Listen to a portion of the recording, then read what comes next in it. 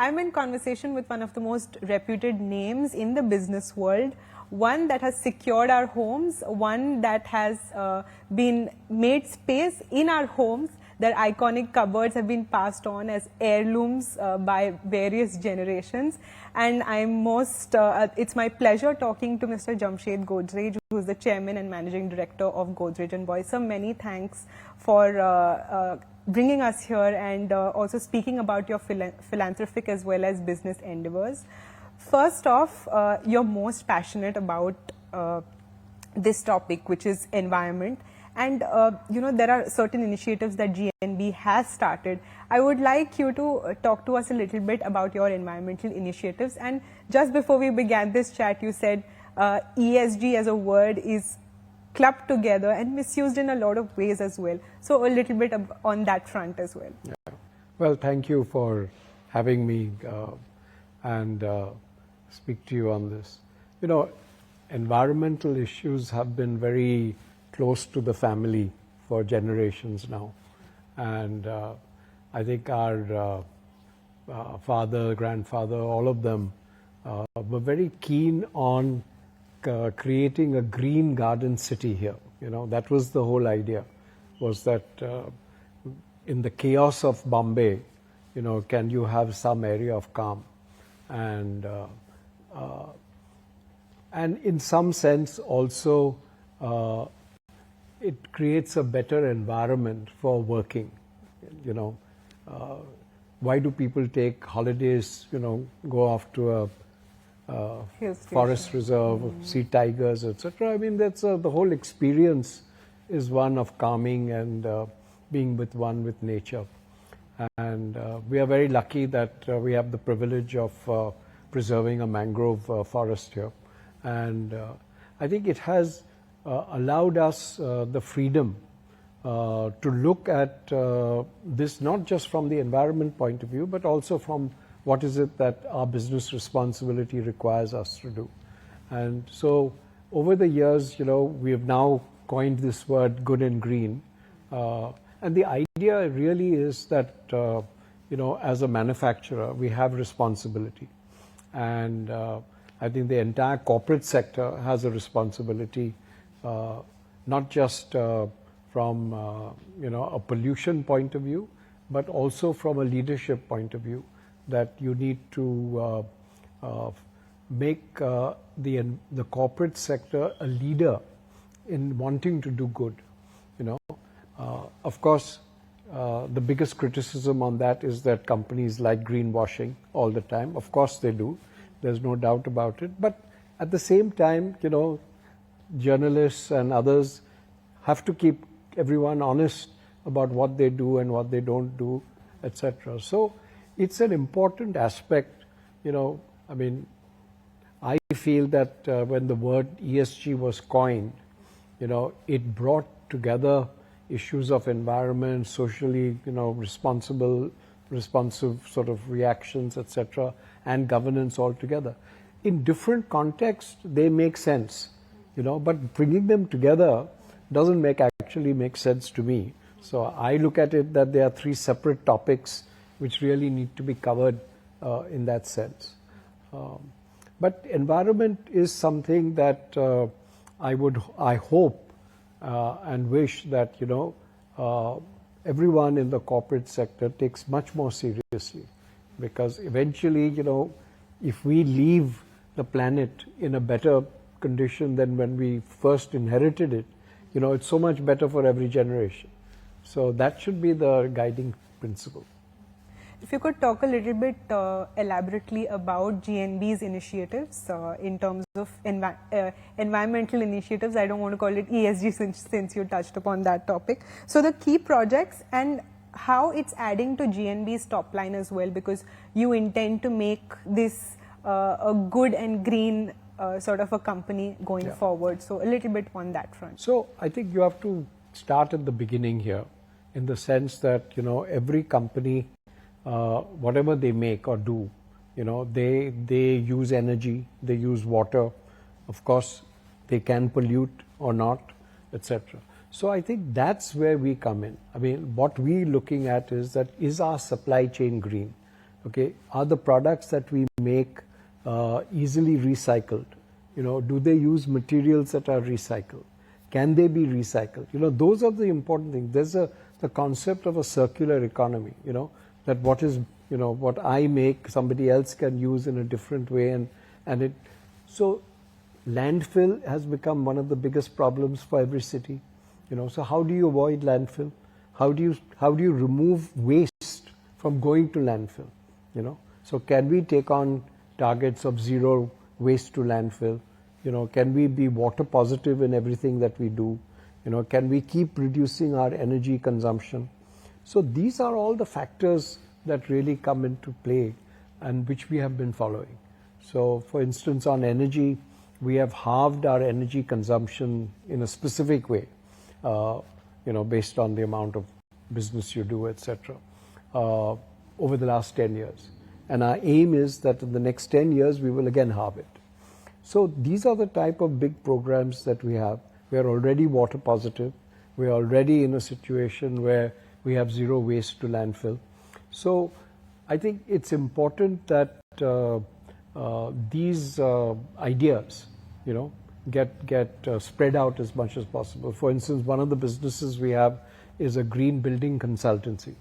You know, and this basically, it helps the building sector, the real estate sector, to build green buildings which are certified to a particular standard. In this case, the Indian Green Building Council standards, you see. So our consultancy has helped, you know, hundreds of buildings, thousands of buildings come up in India by being much more green. And we are able to provide that I mean, the whole idea of the corporate sector is that they use a lot of building space, right? Whether for factories or offices, etc. So can they be more green? You know, can they be less energy consuming? Can the insulation be better? You see, can the paint be such that you have zero volatile substances in them? More, say, water-based paints. So there's a whole series of standards there.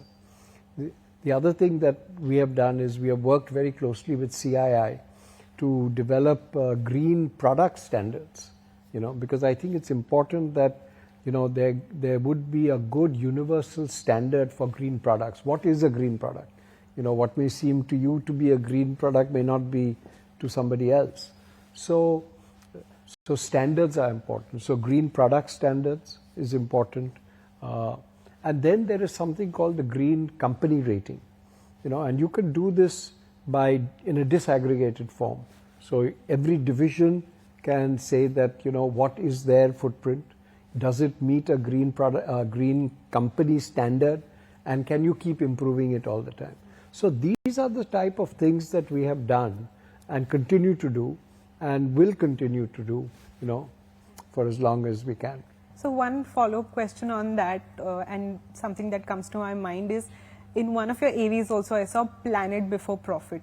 How do you keep that balance when it comes to conserving the environment and also looking at profit? Yeah. I think it's a very simple thing, in the sense that you have to keep asking yourself and keep questioning all the time, you know, that is what you do ethical or not? You know, is it going to result in an improved position for the planet or not? You know, or is it going to result in an improvement in profit only and not for the planet? So I think this balance is not easy, but it's quite possible if you ask the right questions every time. In terms of the larger picture, you are a conglomerate, one of the biggest conglomerates in the country. But India's own ambitious target of net zero emissions, our representation and role at COP28, again, that's going to be crucial. How do you think we can really progress as a society, especially because there are certain issues where we're calling this environmental problem or a crisis as the white man's burden for our country as well, especially developing countries. What's your view on that and your thoughts on that? Yeah. Well, you know, I think the whole idea is that we know that climate change is resulting in certain, you know, very detrimental heat effects, where it's become difficult for people even to work and live. We also know that water is under great stress everywhere. So the issue of climate change is such that, one person's action will help, but it's the collective action that really makes a difference. Now, India, you can always argue to say that we have amongst the lowest greenhouse gas emissions per capita in the world, because we have a big population, right? And we are a developing country. But if you add up all the emissions that India has, we are right up there, number 3 or 4 in the world. So I think we should not take sort of hide behind the fact that our per capita emissions are low. I think we need to face facts that we really have such a huge amount of emissions because we are a big country. And eventually, I think China and India, as the 2 largest population countries in the world, will have the largest amount of emissions. There's no doubt. So we have a big responsibility, no doubt about it. I would say that organizations like the COP28, which take place every year, each year there's a gathering of all the parties to these treaties, do help because they set ambitious targets for everybody. Now, the net zero, by 2050, which was what the Paris target was at the COP at that time, is something that is for everybody as an average. It doesn't mean that developing countries are going to be able to do it by 2050, but if they can, wonderful. But it puts a huge responsibility on the developed world, which have grown by having a different model. They had to use 50 years ago also, there were no solar panels. Jimmy Carter, President of the United States, was the first person, to put a solar panel on the White House. So the world has come very far on technology. Solar panels and solar energy today has become affordable for everyone, and especially where there is no electricity. You see, so I think for India to take a target of 2070 is a very ambitious target, but because it's 50 years away, we can't say, we'll worry about it later. You have to start now, and there are lots of things we're doing. Our government, our Prime Minister has been very ambitious about wanting India to move in that direction. And I would say that the targets that India has set for itself are very ambitious. Is it sustainable though? Yes, entirely. I don't say it's not sustainable. I think the challenge for us is we are growing rapidly. So whilst we are growing rapidly, our energy consumption is also growing rapidly. And at the same time, we are trying to say that we want to become more energy efficient. You see, so it's a big challenge, but it's doable. It's not impossible. I think that once India becomes self-sufficient in the manufacture of solar panels, and you're not dependent on China for solar panels as we are currently, it will make a huge difference. So by 2030, to expect that we will be able to meet our renewable energy targets of 500 gigawatts is entirely doable. Right. So one of the things I feel is that environmental crisis is largely, and many people say that environmental crisis is largely more of an urban problem than it is a rural problem. And on those lines also, you've pledged to conserve the mangroves in Vikhroli as well. Your thoughts on how the AQI levels are really depreciating, especially in the metro cities, and how do we deal with this as individuals? This is not an urban and rural divide. Agriculture results in plenty of methane emissions, you see. So to say that cities only are responsible also is not correct. Yes, cities are more responsible because I think the income levels are higher, they can do more about it, and there's a need for them to do. You see, the whole issue of air pollution, I think, has to be looked at 2 levels. One is a political level, and the other is a technical level. Technically, I think everyone understands where the pollution is coming from. it's not, that difficult to understand. There's emissions from automobiles, there's dust that comes from construction.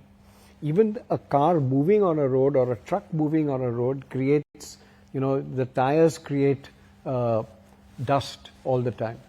So we understand that these are all the things that are creating. But what to do about it is where the question comes, And unfortunately, the politics of, between each state do create some barriers. And I would recommend, frankly, as a interested party, that, when it comes to things like air pollution, which is a public good. I mean, tomorrow, if you tell people to drink polluted water, what is going to happen, okay? But we are allowing people to breathe polluted air without any consequence, you see? So I would say that the political class in India definitely needs to introspect on this issue and not make it a political issue, Cooperate on air pollution issues, cooperate on water pollution issues. Because these are basic things. I mean, human life depends on clean air and clean water. And I think it is a great responsibility for our political class to be able to come together on it. On a technical level, it's not difficult, I mean, we know what the answers to many of these things are. I mean, even a simple thing like construction, right, which you see all around you, right? You can follow certain standards on dust abatement, use water sprays to keep the dust level down. I mean, there are many, many things you can do. I've been, if you look in history, what was London like 50 years ago? What was Los Angeles like 50 years ago? They've all cleaned up their act. So it's all demonstrated that you can do it. You can have clean air and clean water, etc., if you put your mind to it. And I think that it's somewhat unfortunate that we have not all been able to come together, whether it is interested people from the environment lobby, or it is politicians or bureaucrats, whoever it is. I think they need to come and agree that, yes, let's do something about it. Then I think we will be able to do. Mangroves, as you were saying, mangroves are important not just from emissions point of view, because it's a carbon sink. Mangroves are important because it allows a complete ecosystem of fisheries, of water, exchange between brackish water and clean water. So it provides a great service. In coastal areas, it provides a service like a barrier. When suppose there was a tsunami, a mangrove certainly helps you to reduce that.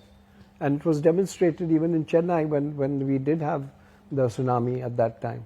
Wherever there were mangroves, there was less damage. So, I mean, it's our choice, as a nation, as a society, what do we want to do? Of course, there are many priorities, We want to give people good education, we want to give them good health care also, but we also want to give them, the basics, which is clean air and clean water, which is the basis of good health. Well, I think my takeaway is change happens now, or it's going to be too late if we do it. Well, it's never too late. Let's put it that way, okay? Because no matter how bad it is, there is always hope, But people have to come together to do it. That's the only point. I think that if we are always going to fight and blame each other for it, then it's not going to get done. But if we come together, it can be done. I want to touch upon now the overall business of G&B. We have 14 verticals. I want to understand what the long-term plans for G&B are, and also in the next 5 years, what's your aim and vision? Well, we have 14 businesses. Some of them are quite small, some of them are quite large, and in between we have. And I think many of them are traditional. I mean, we are 126 years old, they've come a long way. But our vision is that we have to be innovative and, as I said earlier, environmentally conscious about what we do in every one of our businesses, So if you see the furniture that we make, We want to make sure that we are buying material that is, made in a sustainable way and used in a sustainable way and recyclable. Similarly, in appliances also, it's the same thing. There is something called producer responsibility, and this is going to become very important in the world, because I think the society is saying essentially that if you make something, you should be able to take that back and recycle it, or do something with it that is environmentally safe and in a good way. So this is the way we are approaching it. I think for us, good and green products, which today make up close to 40% of our overall turnover, is very important, and especially in consumer goods.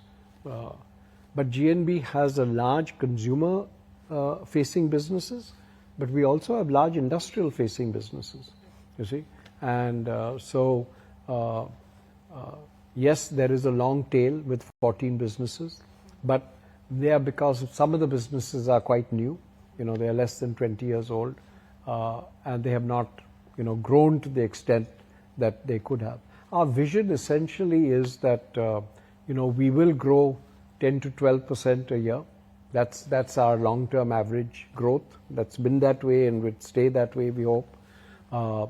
We see that all businesses should be profitable from the point of view of not just financial returns, but also from their impact on society. And I think that as we go along, we have to keep on being innovative.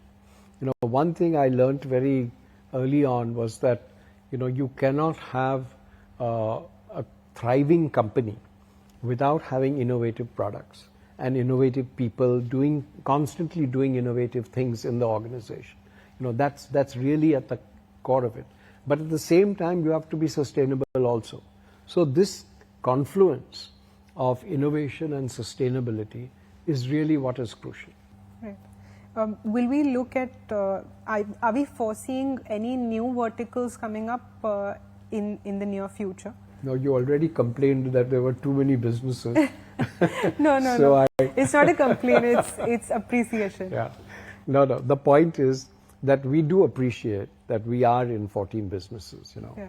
and it's not necessary for us to grow to be in a new business. So we have to grow faster and more innovatively in all our businesses. And that's our intention. In the existing one. So, my final question to you is something that's really personal. This is a business that is built within this family.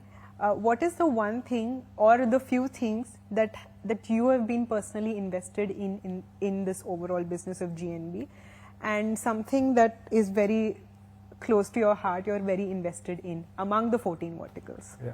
Well, let's put it this way. I don't have a favorite, but I think my approach has been essentially what I just mentioned. How innovative are we in every business? Making sure that we continue to be innovative, not just in products, in processes, in the way we do things, in the safety of people who work here. Industrial accidents is a challenge for everyone, but how do you handle that? How do you reduce industrial accidents? These are the important aspects which I get involved in to a very large extent, to make sure that we are green as we can be, to make sure that we are as innovative as possible, and to make sure that we have a good, safe environment working for everyone.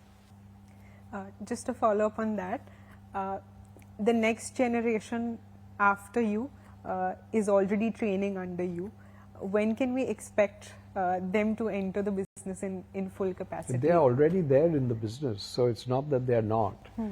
But I think, just to give you my own example, I learned everything I know from my father by example, and it really helped me to understand the business and be with him closely all the time.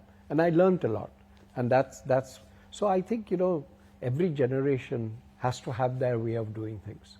And I think that the promise of future generations is such that they will always be better than the previous one. So on that basis, I am very confident of the next generation. Well, thank you so much, sir, for giving us a rounded perspective on the whole G&B business as well as the environment. Thank you. Thank you.